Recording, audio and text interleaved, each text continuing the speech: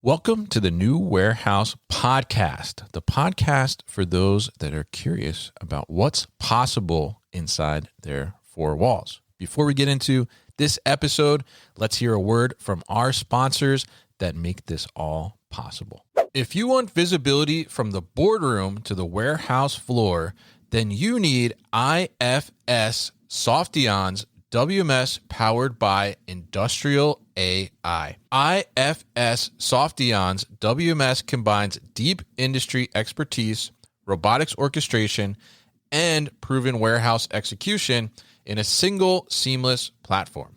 With more than 2 decades of experience and a 100% deployment success rate, IFS Softion helps you optimize fulfillment operations and solve your complex warehouse challenges. Learn more at www.softion.com.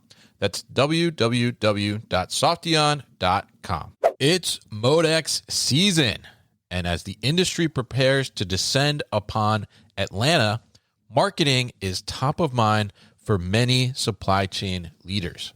Is your company's marketing and PR connecting with decision makers to drive business? If you need marketing project support, Master Plan Communications is a great resource to help you make it happen.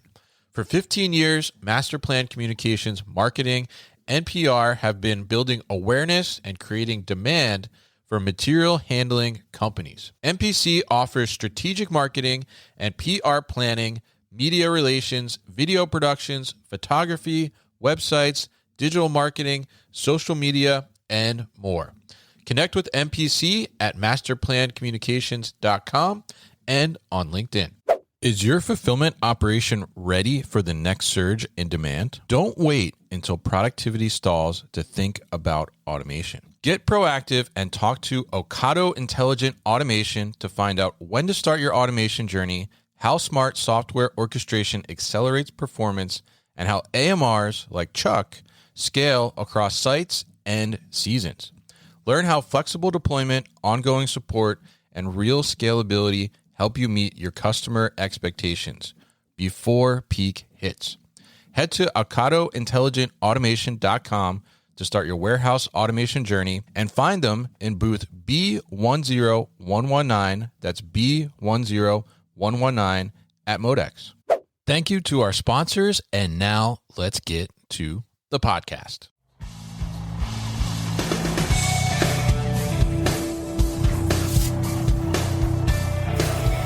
The New Warehouse Podcast, hosted by Kevin Lawton, is your source for insights and ideas from the distribution, transportation, and logistics industry.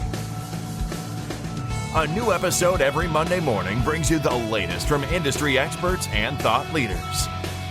And now, here's Kevin.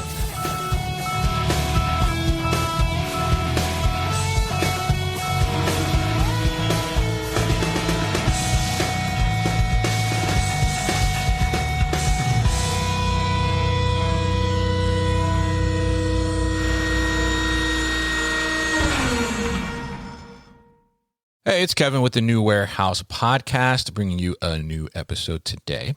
And on today's episode, we are going to dive into some parcel shipping operations. We're going to learn all about DHL eCommerce's operations and what they do. Aside from the greater DHL, we're going to dive into a little bit of that and differentiate that for you if you're not familiar. And I'm going to be joined by Eric Ricardo. He is a VP of operations over there at DHL eCommerce. And he is going to let us know what their operations look like, how do they function, what kind of automation, equipment are they using, and what they're seeing overall in the parcel industry and parcel market. How do they get those packages to your doorstep? We're going to find out today. So Eric, welcome to the show. How are you?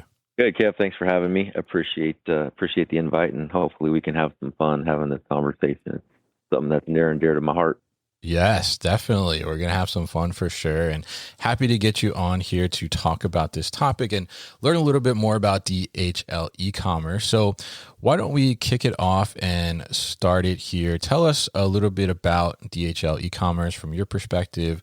What is it that you all do, and what's the difference on DHL e-commerce from like the greater DHL itself? Because there's a couple different entities within there, right? Let me start on the broader organization, Sure. and I'll zoom in on DHL e-commerce, and then we can be off to the races. All right. So DHL, one of the largest, if not the largest logistics company in the world. And here in the U.S., we have four distinct verticals. One of those is DHL Express. DHL Express offers time-definite international door-to-door shipments. We have DHL Global Forwarding. They specialize in air, ocean, freight. They also have a customs brokerage. Then we have DHL Supply Chain. They are our contract logistics arm. They offer end-to-end supply chain management. And then, of course, there's us, which we'll talk about. That's DHL e-commerce. And here we specialize in business-to-consumer U.S. and international delivery. And so what we try to do is we try to connect our online retailers to the end consumer. So we manage everything from picking up at those retailers' warehouses and effectuate the delivery all the way through the final mile to the home or the post office.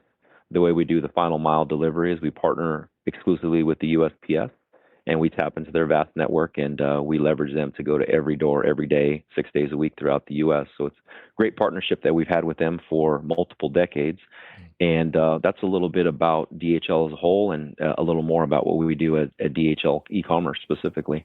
Yeah, absolutely. And see you guys all over the place, right? And see the multiple DHL entities all over the place as well. Yep. But looking forward to diving into kind of the operational side of DHL e-commerce specifically. Maybe give us an idea, like, you know, what is a typical weekly volume or daily volume look like network wide for DHL e-commerce? Like, how many packages are you moving? Not going into extreme specifics, but we move multiple millions of packages per day.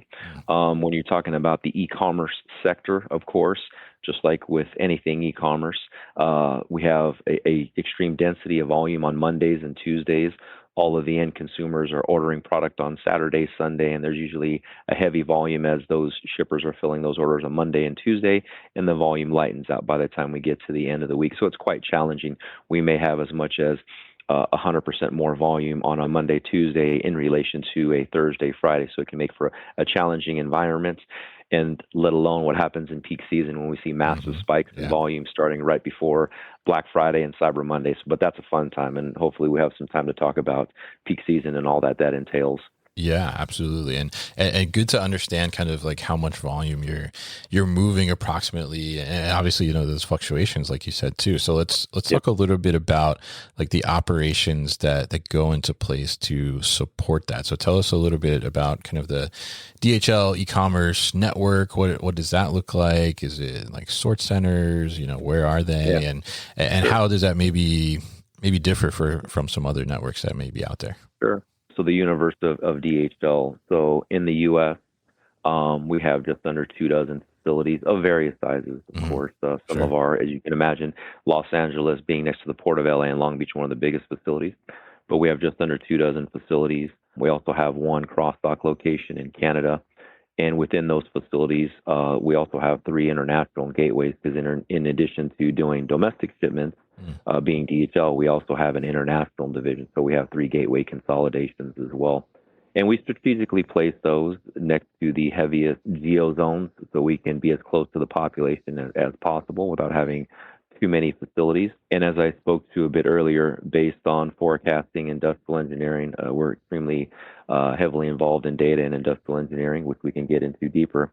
But that really warrants the size of those facilities. Some of our largest facilities, just to get some gravity of what we can do, our largest facility can process up to 70,000 packages an hour. We don't utilize much of that in non-peak because, again, we have to save some capacity for peak season, but we want to make sure that we're always there for our customers, whatever they may throw at us, whatever that day is. And as I alluded to, volumes on Monday and Tuesday are definitely spiked up as they are in relation to a Thursday or a Friday and just a normal week as well. Yeah, absolutely. And interesting to hear there too, kind of like the max capacity per hour. You said, I mean, 70,000 packages. That's a lot in 1 hour Yeah. moving through there, right? So tell us a little bit about, I guess, from the network planning side. You mentioned the data and industrial engineering, right? When you think about like another location or the decision to maybe like expand a location or increase capacity in some way, I mean, how do you plan around that? How do you think about, not only like, what do I need? It's the end of March here as we're recording this. Like, what do I need in March? But, then what do I need for that peak season as well? How do you balance that in the planning phase? We have to take a long-term view because building these new facilities is a multi-year project. Sure. Let me give you an example just to quantify that. I always like to speak and then provide an example. So in 2021, we announced a roughly $300 million investment in upgrading our facilities that we thought was going to take about 4 years. So we endeavored on that journey because we see that the e-commerce sector of logistics is the fastest growing sector of logistics. So our corporate board and bond wanted to support us and invest to make sure that we always have capacity and the right amount of capacity, upgrade our systems so we could be, as I like to call, a little better, faster, stronger. So we went through that build out. And so at that point in time, we did all of our forecasting and planning to determine what we would need and where we need it. And again, we get the opportunity to make that decision because once we start building and bolting stuff to the ground, we're beholden to that facility for many, many years, if not decades. So we completed that project, the majority of it by 2024, a little bit spilled over into 2025. And I'm happy to say that we delivered on time, under budget. So that was a great success. So now we're positioned really well for volume in the immediate term. But that's the strategic long term, which takes multiple years, in this case, half a decade to build out and plan out. And then the second thing that we do is, as you talked about a little bit, is some of the short-term things. So for us, anything within a year is short-term. So we're already planning for peak season 2026 and what we're going to need for all that. And that, again, that's a whole 7-day conversation. Don't have time to get into all that, but that's where we plan from a short-term perspective. And then as we talked about Monday's volume versus Friday's volume, that's kind of canned. And our industrial engineers have developed some learning tools to really understand the ebbs and the flows. So that way we can project what we need in terms of capacity from either air or ground or people or anything in between. So that way we have a very reliable and consistent network. And I really getting feedback from our customers when I go to these business reviews, quarterly business reviews with some of our larger customers, that's the thing that they like about us the most. Whether it's peak season or not peak season, we're extremely reliable and we're extremely consistent. And with that consistency, they can also then plan and execute how they're building out their business as well. Yeah, very, very interesting to hear that there. And especially, good. I mean, it sounds like you're delivering on time internally on the project, but also delivering on time to the porch of the customer as well, which is fantastic. But I mean, super interesting to hear kind of the 4-year project. And I'm curious, like, over time, as you mentioned, right? I mean, e-commerce is like the largest growing sector in logistics, right? I mean, it seems like, no matter what's going on with the economy, people are still buying stuff online and increasingly so, right? It keeps growing year over year. So I mean, as time goes on and as that evolution is kind of taken place and that growth continues to do that, how do you look at addressing that growth from like an equipment perspective? Like you mentioned, you were this project entailed kind of upgrading the facilities a little bit. So what types of things like have you looked at from equipment automation perspective to adjust and kind of I guess adapt to this continual growth? So the one thing that we have always relied on and we really enjoy is that we have great relationships with integrators and OEMs. So when we built out the network, we leveraged and try to utilize the most cutting edge automation that's available at the time. That's also with the caveat that it's somewhat tried and tested and validated, but also it provides the right ROI because there's some automation that hasn't reached maturity level and it's not worth the investment at that point. I'm not saying it wouldn't be in another 3 or 5 or 10 years. Sure. But we allow them to go and work out and we give them the rough draft and the idea of what we need and what we're looking for. And we allow them to come to us with a lot of new novel ideas. And that provides at that time the best solution based on technology that's available. Now, just because we finished this project doesn't mean we get the luxury of sitting back and saying, okay, yeah, we've built this steady state now for the next X amount of years. No, now that we've closed this one, we're also projecting forward for the next round of facility updates and automation as we grow in certain areas and there's automation that becomes available. We continue on to develop those relationships with OEMs and integrators. Since we've kind of shut down and closed out this project in 2024 and at the beginning of 2025, there's already been some really new, interesting developments that have come about from an automation perspective that we're very interested in. And we're going to do some pilots and some beta tests in some various facilities. And that's the important thing about building a facility. You want to build a facility for what you know now, but again, you can't look into a crystal ball and completely predict what the future is going to hold in 5 or 10 years. So you have to try to build a facility that will, one, obviously serve the needs immediately, but then can scale up as volume grows and needs grow. But then also, how can it be somewhat dynamic, and can it be slightly retrofit to incorporate some of the new automation? And that's some of the thing that I am actually most proud of, that we've built some of these facilities that can be a bit dynamic, so we can have these integrators and these OEMs bolt some new products on, if I can use that term, bolt products onto our existing warehouses. Sure. And so we can test some stuff out. So that's where we are now. And that's what will help us define what we call the next gen facility, incorporating the relevant technology, because technology, as you know, is moving at a very exponential pace, and that's pretty intriguing to us. Yeah, absolutely. I mean, it's incredible, like how fastly or how quickly it's evolving, right? Especially in our space, which makes our space like very exciting, very cool to be in as well. But then also it means like I'm constantly looking at, what else could we utilize, right? And how could we bolt on, like you said. So I mean, building that facility, like you said, I think is really smart to have that approach to, okay, as things develop, as new technologies come out, especially in the the time that we're in right now, as these iterations keep growing and growing so rapidly, it's great to have that flexibility to do that.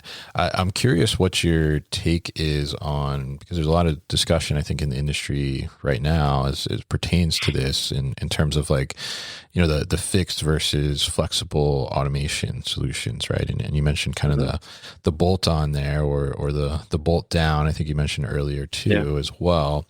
Which would be more of that fixed automation. So what's your view on that? And how do you approach, like, all right, we're going to, get something that attaches to the ground versus like, well, let's look at something that's a little more flexible, isn't as, I guess, permanent in a sense?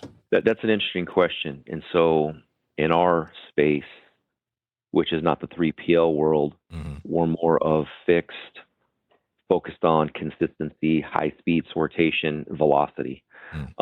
So where some 3PLs may say, oh, I have 2 million square foot campus, as I talked about and I referenced, we hang our hat on how many packages we can sort per hour. And I said, we can go 70,000 pieces per hour. Sure. But when I say bolt on, that comes in a few different formats. Okay. So if an integrator has a solution for us and we can do the due diligence and there's an ROI to support a CapEx purchase, yeah, we may do that. These days, there's a lot of integrators and OEMs that are offering up robot as a service, so we don't have to have that CapEx outlay, and it's on a per click or per usage basis. So there's a lot of flexibility. And when we talk about testing new technology, sometimes we'll say, yeah, we'll test it in a robot as a service perspective. And if it works itself out, then contractually we say we have the opportunity to buy it and switch it over to a CapEx purchase at that point in time. But again, that's about flexibility, and that's probably not something that was really readily available over the last 10 years. Robot as a service has kind of popped up and made a difference over, I don't know, last 5 or 6 or 7 years, and I kind of see that as the way of the future, especially when you're talking about not only integrators but OEMs, and they're coming directly to folks like us that say, hey, we have what we think is a cool new innovative product. I know from a CapEx perspective, you might not see this as an opportunity yet, but how about robot as a service? And then we'll have some honest conversation and say, it costs us X amount per piece to do this manually. What can you offer as robot as a service? And then we also offer our facility and our packages as a test bed for them. So they will be in there tinkering, having their techs and their engineers, software engineers, constantly refining. And if they can get to an agreed upon SLA, that'll trigger potentially a CapEx. So a lot of opportunities to test a lot of things at this day and age that I really enjoy. Mm. Yeah, absolutely. And it's super exciting, as I said earlier, this kind of day and age that we're in and seeing some of the Yep. technology that is even possible at this point. So let's talk a little bit about that. You mentioned kind of like, the way 3PL looks at something versus the way like you look at something for one of your facilities. I mean, talk to us about some of kind of the operational differences within the four walls that like you would look at versus I guess the DHL supply chain side, the 3PL side would look at. How does that kind of differ a little bit from an infrastructure Yeah. perspective? Yeah. So for us, both on both sides of that, 3PL or us, we look at obviously utilization. That's critically important. But then for us, we also look at scalability. So we can always we want to stay in a facility for as long as we possibly can. Ideally, we'd love to buy a piece of dirt, build what we need, leave the other unincorporated dirt as we need it. We scale on. But one of the things that's critically important, one of the KPIs that's critically important to us, is throughput per square foot. As I now referenced, I think throughput 2 or 3 times in this short 20-minute conversation. Sure, yeah. That's critically important to us. How can we get as much throughput out of these facilities as we possibly can?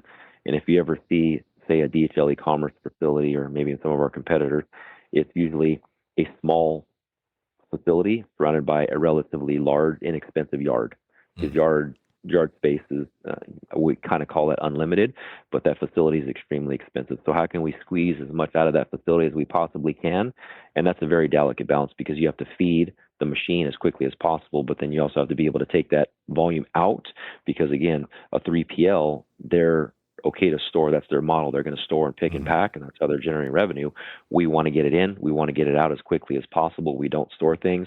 We look at dwell time in terms of hours and minutes as opposed to them cycles by month. So it's a very fast-paced, robust operation. People have walked into our facilities before and said, wow, I feel like it's going so fast. It's absolute chaos. And the way we call it is it's an orchestrated symphony with all these miles of conveyance and all these things happening. So again, slightly different world. Both are very challenging, dynamic, robust. But yeah, we just have a slightly different world in terms of how packages are measured in our facility in terms of minutes as opposed to months or cycle times, which could be as much as a quarter. Yeah, very interesting there. And I think, I think that summed up perfectly when you said that, like, your goal is like, all right, how quickly can I get this package in and get it out of the building, right? Versus the 3PL side is like, okay, well, part of our business is storage, right? So like we can store and then we pick, pack and do those types of things. So I'm curious, like, I don't know if you can share like this metric maybe, but how, like, what is the goal? Like how quickly, is a sortation facility looking to get a package through the building in and out? So the challenge that I've given our industrial engineers and the entire ops team is to have nothing sitting in a facility for more than an hour. Wow. Again, that's an average of all. We're also going through some pilots and some beta tests to, obviously, as I say, we're going through pilots and beta tests. We're not quite there yet, but I think it's achievable. The data, the planning shows that it's achievable. So that's what we're going to go for. And again, if we can make that a reality, we can get more packages through an existing facility. Fixed cost drops, and again, fixed cost drop. That's obviously good for us, good for our customers, so we can pass some of that savings back on to them. And it, again, obviously makes us much more competitive in this world. Yeah, absolutely. Interesting. So I'm curious now, I mean, amongst, the automation and, figuring out how to get the data together and all these things, like obviously you still have a human component to this as well, right? So with all these advancements in technology that we've talked about and, the kind of rapid iterations of everything that's happening, how do you approach like the balance between the automation side of the operations and then the human element side of the operations? How do you find the right balance, and how are you approaching that, I guess, into the future as well as automation becomes more and more prevalent? Sure, it's a good question. The nice talk track is how can we automate and remove the human element? Well, I understand that, but there's always going to be a human element in these warehouses. And when it comes down to the planning phase, I've already spoken on a couple of times. We're very data driven. We're already planning for peak season. We plan multiple years in advance to strategically place all these facilities, and we need people to do that. So as I've said before, I like to make a statement and then give you an example. So in this case, we've actually partnered up with Georgia Tech, and we are now one of their gold Okay. sponsors. I am very big on the data, and the data kind of usually tells the story. And so Georgia Tech being one of the premier, if not the premier industrial engineering schools in the country, we embarked on a journey, and now we're a gold sponsor of theirs. And so we want to go and hire and source and select the absolute very best. And we feel that Georgia Tech is one of the schools that can do that. So now we have a direct pipeline with them. Again, kind of bring it all together. We see that we're going to continue to grow. We have a lot of ambitious plans for growth. We need to project out short term, long term, and we need big, beautiful brains in order to make that a reality. So we will put our money where our mouth is and go and invest in these sponsorships and get what we believe to be the very best. And what I will say is that the people that have already come fresh out of college to us, I'm extremely happy with their learning, what they bring to the table, how quickly they can immerse themselves in the DHL culture and kind of get on their toes to help us be as offensive minded as possible by giving us some sound data. So that's just an example of how we go, and we will source and select what we consider to be the absolute best. And again, I'm super pleased with what I've seen so far with that relationship. Yeah, that's great to hear, definitely, and certainly like investing in the future, especially for supply chain, I think is so important, because I think I mean, maybe now more, right? Since the pandemic, especially, supply chain is a little more well known in the general public. Yeah. But still, I think like the younger generations, they don't necessarily even get exposed or maybe learn about supply chain until they get to college, right? I think that should be happening like earlier in life a little bit. So, so great to hear that you're doing that. So, what about like in the centers themselves? Like, how are you viewing the human element? I guess working in collaboration with the automation on the sortation side and moving those packages through. Yeah, over the last same time, roughly 5 years, we've really spent a lot of time and energy, capital to develop what I consider to be a very robust training team as well. In the past, maybe our training to bring on, say, an hourly worker wasn't the best. We saw that need. Our turnover was too high. And we just felt that the way we're bringing these people in, training them, getting ready to hit the floor, so to speak, wasn't adequate. So we spent a lot of time, energy, resources, and money to develop what we call a new hire orientation program that slowly builds these people up to speed. We talk about what to expect, give them real-world examples, put them in a classroom environment for multiple days so that way they can build a relationship, at least with the peers that are going to be on the floor. They're introduced to a trainer, supervisor. And again, we all understand that when you start a new company, it's like being in high school and you're the new kid. So we've seen that if we can get somebody to be there for a week, they're going to stay for a month. If they're going to stay for a month, they're going to stay for 6 months. And that's our goal. Turnover is extremely expensive. We know what our volume is. We know what our staffing requirements are. And we also know, as kind of I've alluded to before, irrespective of the automation that you have, you're only going to be as good as the people that are bolting on and working with that automation. And so that's critically important. So yeah, we kind of invest when we see the need. And again, we believe that we've now created a really robust training and onboarding program. And quite honestly, the numbers speak for themselves in terms of reducing turnover from where it was, a handful of years ago to where it is now. So I was just talking to some of a larger group internally, stating that how much of a proponent I am in our new hire orientation program. Yeah, that's great to hear, and obviously, I think proven case there. Like, having a robust onboarding program and plan can really make a difference. And I think you're showing the proof there to see that. So I'm curious, as we look towards the future, I know we talked a lot about kind of the evolution of the technology here. I mean, your typical kind of entry level hourly worker in a warehouse operations setting is going to be like a material handler, right? But I think I'm curious from your perspective, and I've asked a few of my guests this as well, and I'm very interested to hear the answers. But if we look 5 years, 10 years down the line, what do you think that entry level position evolves to amongst all of this automation and robotics and everything that's going on? It's interesting. So in the e-commerce sector, because there's such a massive movement from traditional brick and mortar to e-commerce, even though we're automating facilities, which then removes some need for human capital, I think it's an interesting balance And I'm really curious to see just how much of a drop in percentage of human capital is needed, because again, there's some functions over the next 5 years that are still just not going to be automated. The technology is not going to be there. So as there's more packages flowing through, whether it's a 3PL or a true hub model like ours, just more volume requires more people. So I think there might be just a consistency in the amount of raw people. Now, the functions that they do, I think, are going to change, and we've seen that.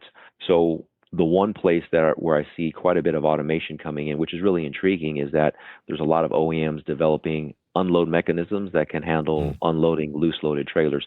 So today, if you look at us or any of our competitors, there's a lot of human capital that is used to unload trucks.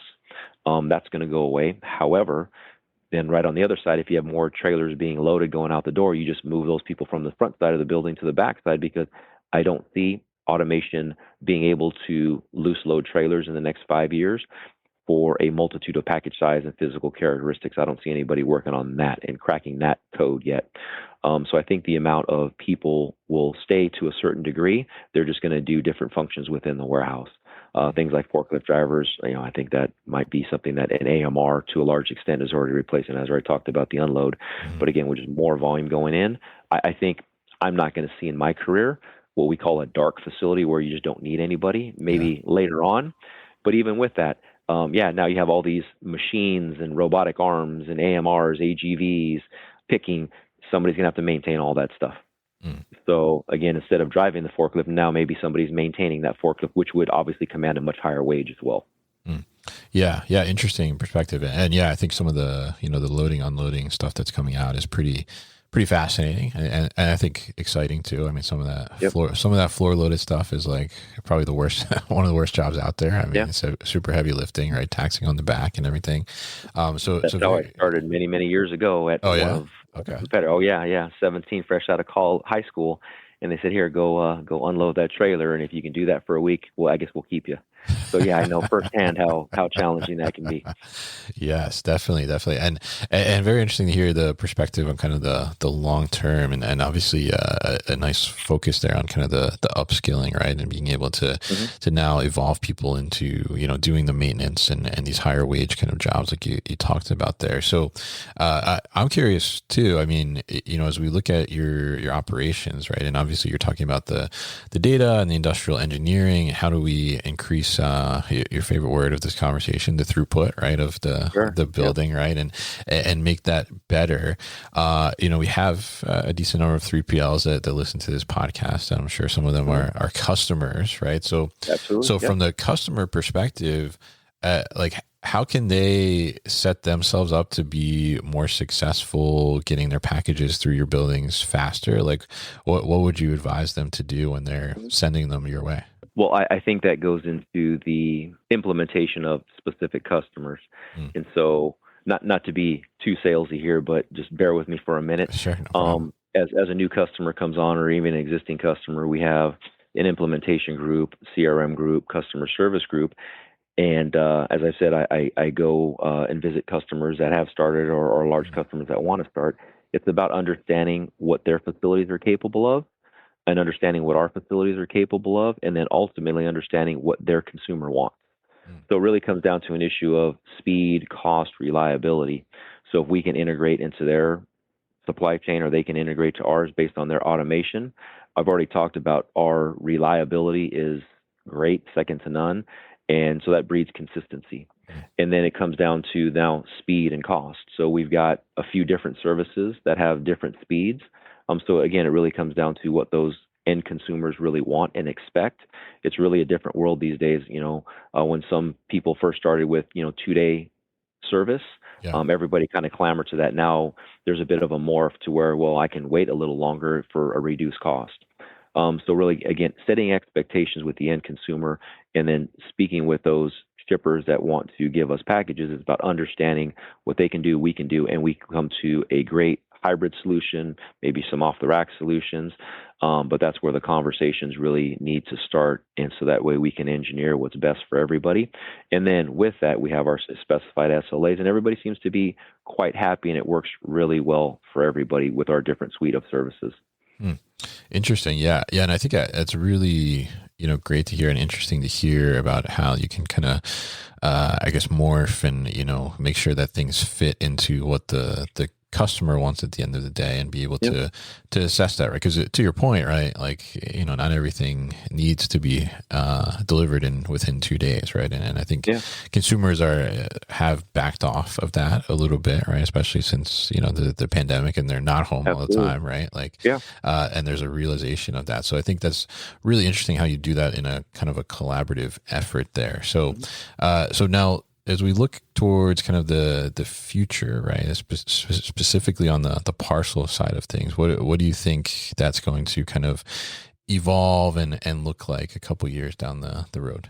I think we've seen already that there's in the space that we play in, there's different competition now, which is fine. There's always been competition. And with this what I'll call new breed of competition, that keeps us all on our toes, that keeps us iterating and moving and driving forward. In the end, it's just going to be better overall options for the end consumer. The adoption of e-commerce shipping in those e-commerce platforms, it's not going away. As I talked about, e-commerce is the fastest growing sector.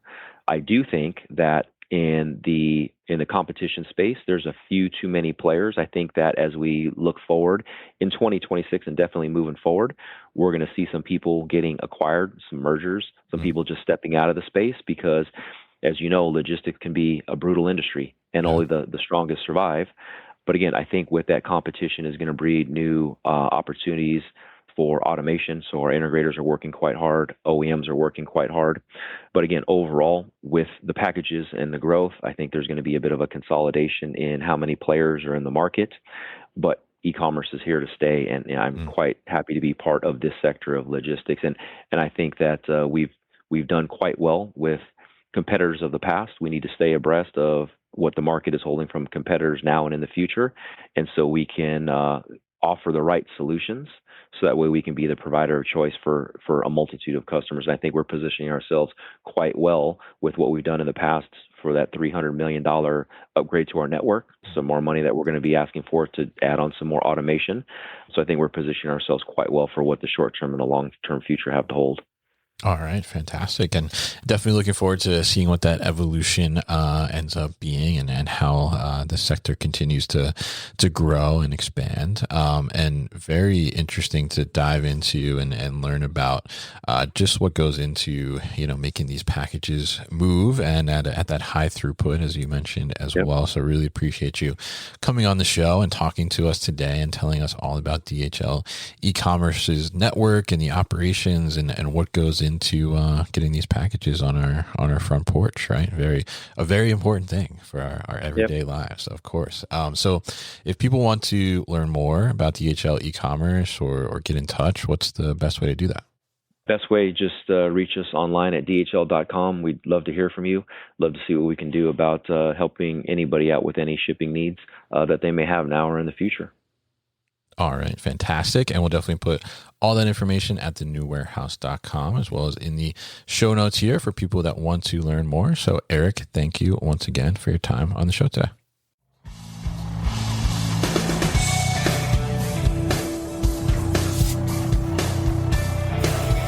You've been listening to the New Warehouse Podcast with Kevin Lawton. Subscribe and check us out online at thenewwarehouse.com.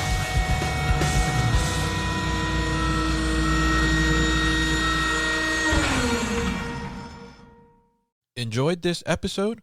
Make sure you are subscribed to the podcast, and for more content from the New Warehouse, find us on LinkedIn and YouTube. Links to subscribe can be found in the show notes, and for everything The New Warehouse, head to thenewwarehouse.com.